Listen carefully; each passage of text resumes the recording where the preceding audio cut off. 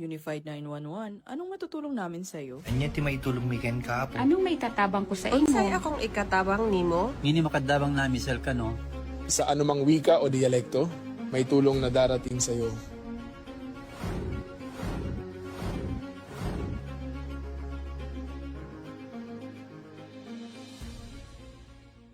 Lilingkod sa bawat Pilipino at magbibigay ng tamang impormasyon para sa tahimik at maayos na Pilipinas. Police News Network, alagad ng batas, tagapagtaguyod ng balitang pulis, sandigan ng mamamayan, patnubay ng katotohanan. La Campo Crame, maghahatid ng pinakahuling kaganapan at nagbabagang balita. Ito ang PNN Police News Network. At ngayon, ang inyong mga tagapagbalita. Magandang araw, bagong Pilipinas. Ako ang inyong alagad ng batas, tagataguyod ng Balitang Pulis. Patrolwoman Resali Umalay, maghahatid sa inyo ng tamang balita, kwento ng pulis at serbisyo para sa mamamayan.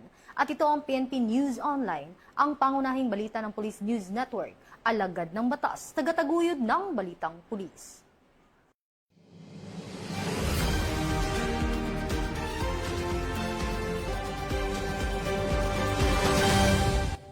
Narito ang mga balitang hatid ng ating PNN correspondents mula sa iba't ibang panig ng bansa.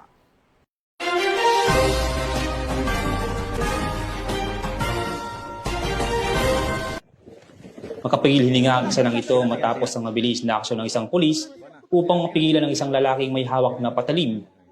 Makikita sa video na malumanay na kinausap ng mga opisyal ng barangay ang lalaki habang humahanap ng magandang pwesto ang kapulisan. Sa mabilis na aksyon ng otoridad, ay matagumpay na na-rescue ang lalaki na sinasabing may suliranin sa kaisipan at nakatakas mula sa kanilang tahanan bago magpagala-gala. Ayon sa ulat, huling namataan ang lalaki na naglalakad mula sa bayan ng Karamuran tungo sa karatig bayan ng San Andres habang may daladalang patalim na nagdulot ng pangamba sa mga residente. Sa pamamagitan ng maagap na pakikipagtulungan ng opisyal ng Karamuran at San Andres, mabilis na natanggap ng San Andres MPS ang impormasyon tungkol sa kinaroroonan ng naturang individual. Agad na mga karesponde ang kapulisan kasama ang MDRMO sa lugar. Na-recover mula sa lalaki ang ilang uri ng patalim na agad isinailalim sa tamang pag-iingat ng mga otoridad. Sa ngayon, ligtas nang nakapailalim sa pangangalaga ng mga kinauukulang ahensya ang nasabing individual at sinigurong wala nang dapat ikabahala ang mga residente kaugnay sa insidente. Samantala, binigyang papuri naman ng Catanduanes Police Provincial Office sa ilalim ng pamumuno ni Provincial Director Police Colonel Virgilio Arbena ang nasabing pulis na kinilala bilang si Patrolman Norwel S. Piquillo dahil sa pagpapatupad ng tungkulin ng mahinahon at may profesionalismo. Nagpapasalamat naman si Patrolman Virgilio sa naging partisipasyon ng bawat isa upang makontrol ang sitwasyon at sa binigay na pagkilala ng PPO. Lubos ako nagpapasalamat sa aming Chief of Police sa kanyang gabay, sa aking mga kasamahan at sa mga opisyal ng Barangay Manambrag at Barangay Ubi, Karamuran. At sa aming Provincial Director mula sa pagkilala sa aming nagawang paglilingkod. Ang karanasang ito ay lalo pang nagpatibay sa aking dedikasyon at maglingkod ng may katapangan, malasakit at profesionalismo. Mula dito sa Catanduanes Police Provincial Office, ako po si Patrolman LZT Camano, nag-uulat para sa Police News Network. Bagong PNP para sa bagong Pilipinas. Serbisyong mabilis, tapat at nararamdaman.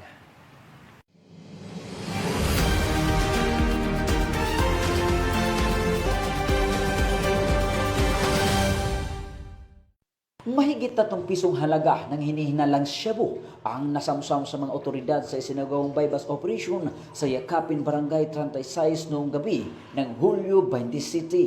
Isang 30 anyos na high-value individual o HVI ang naaresto habang nakatakas ang kanyang kasamahan na patuloy ngayong hinahanap ng mga kapulisan.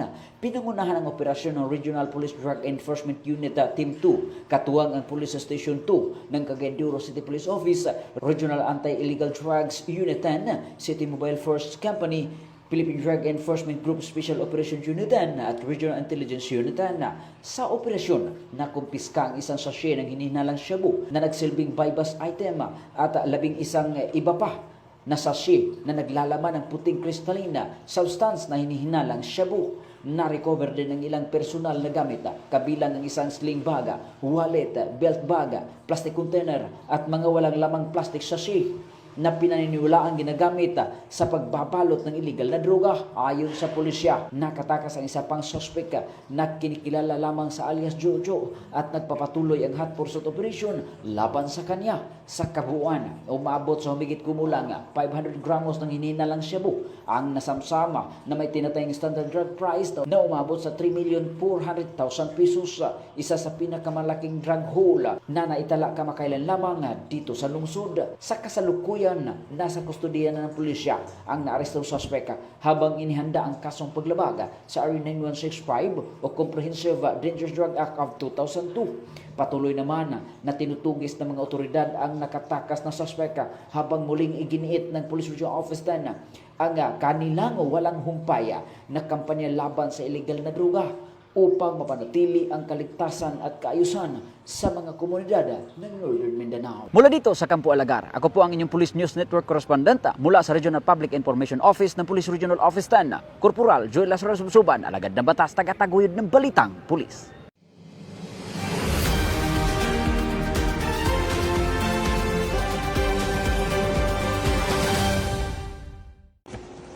Sa lalawigan ng Masbate, naaresto ng pinagsanib na puwersa ng Philippine National Police at Armed Forces of the Philippines ang rank number 1 Regional Most Wanted Person at hininalang miyembro ng Communist Terrorist Group o CTG sa isinagawang law enforcement operation sa bayan ng San Fernando. Isinagawa ang operasyon sa pangunguna ng San Fernando Municipal Police Station, katuwang ang Masbate 1st Provincial Mobile Force Company, 502nd Regional Mobile Force Battalion 5, Regional Intelligence Division 5 Tracker Team, Masbate Provincial Intelligence Unit, 96th Military Intelligence Company, 9th Military Intelligence Battalion ng Philippine Army at Charlie Company ng 96th Infantry Battalion sa ilalim ng Copland Phantom Score. Naaresto ang akusado sa bisa ng mga warrant of arrest na inilabas ng Regional Trial Court Branch 50 San Jacinto, Masbate, kaugnay ng ilang kasong murder at multiple attempted murder. Ang matagumpay na operasyon ito ay bunga ng masusing intelligence gathering, maayos na koordinasyon at sama-samang pagkilos ng ating mga kapulisan at kasundaluhan. Ipinapakita nito ang ating matatag na paninindigan na papanagutin ang mga taong may kinakaharap na kaso sa batas.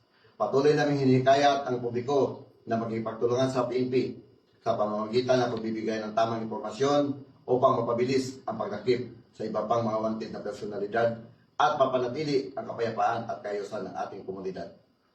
Patuloy namang pinaalalahanan ng Masbate Police Provincial Office ang publiko na makipagtulungan sa mga otoridad sa pamamagitan ng pagbibigay ng impormasyon laban sa mga wanted na individual at iba pang lumalabag sa batas bilang bahagi ng pagpapanatili ng kapayapaan at kaayusan sa lalawigan.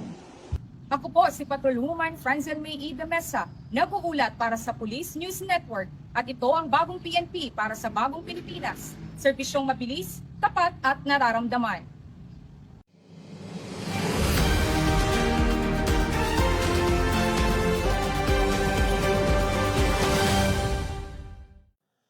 Mas pinaigting ng General Santos City Police Office ang kahandaan ng kanilang mga tauhan sa pagtugon sa mga emergency kasunod ng matagumpay na pagtatapos ng 5 araw na Basic Life Support Training noong 28 ng Hulyo taong kasalukuyan sa Camp Fermin G. Lira Jr., Barangay Dadyangas West, General Santos City. Pinangunahan ni Officer in Charge Police Colonel Ariel B. Acala ang closing ceremony kasama ang mga opisyal ng Regional Medical and Dental Unit 12 at mga pulis na matagumpay na nagtapos sa pagsasanay.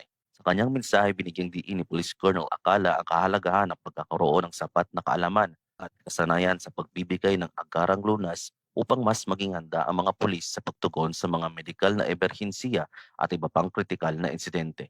Ayon sa GSCPO, bahagi ang pagsasanay ng programang Safe and Secure Gensan na nagpapatibay sa kahandaan ng kapulisan alinsunod sa bagong PNP para sa bagong Pilipinas, serbisyong mabilis, tapat at nararamdaman.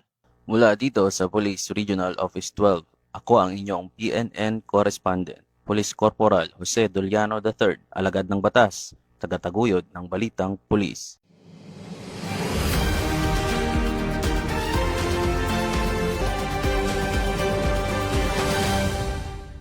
Pagkakaisa.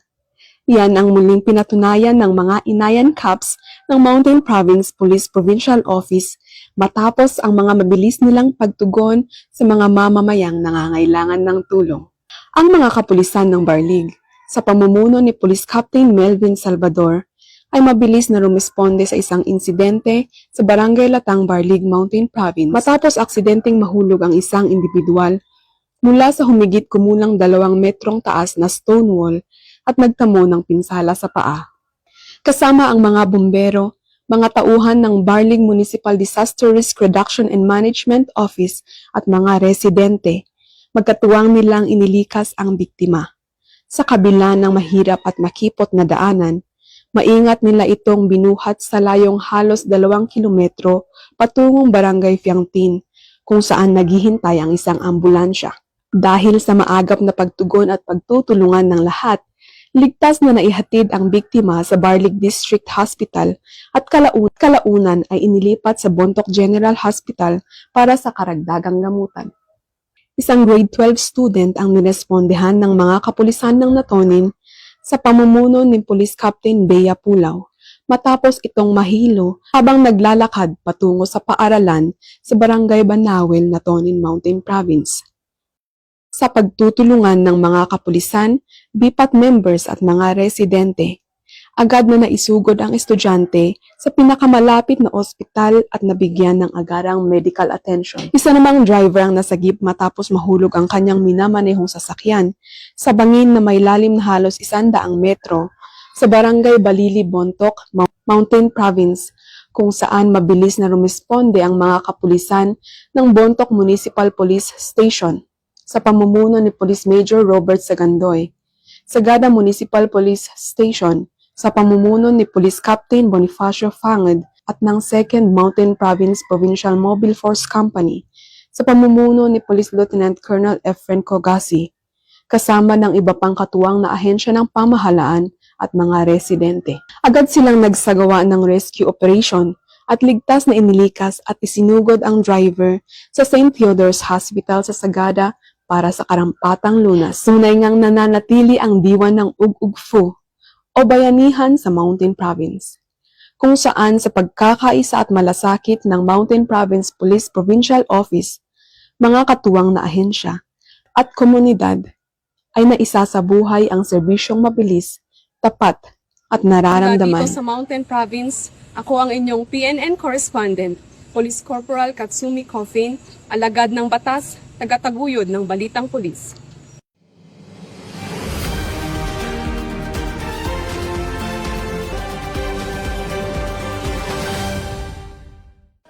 At yan ang mga balitang nakalap ng ating PNN correspondents mula Luzon, Visayas at Mindanao. At para sa mas malawak at mabilis na ulat ng mga balita, huwag kalimutang mag-like, follow and share sa aming official social media accounts ng Police News Network. Tutok lang sa aming YouTube account para sa mga live stream at replays. At i-follow kami sa X account o Twitter account para sa mga real-time updates at Facebook account ng Police News Network. Manatiling mapagmatsyag at laging alamin ang totoo. Sa ngalan ng pamunuan ng Philippine National Police, sa pangunguna ni Chief PNP, Police General Jose Melencio C. Nartatis Jr. at sa pamumuno ni President Ferdinand Bongbong Marcos Jr., kami ay maglilingkod sa bawat Pilipino at magbibigay ng tama at balanseng balita. Mula rito sa tanggapan ng tagapag-ugnay ng Pambansang Pulisya, kami ang inyong alagad ng batas, tagataguyod ng Balitang Pulis. Ako po si Patrolwoman Resali Umalay, maghahatid sa inyo ng tamang balita, kwento ng pulis at serbisyo para sa mamamayan. At ito ang PNP News Online. Bagong PNP para sa bagong Pilipinas, serbisyo mabilis, tapat at nararamdaman.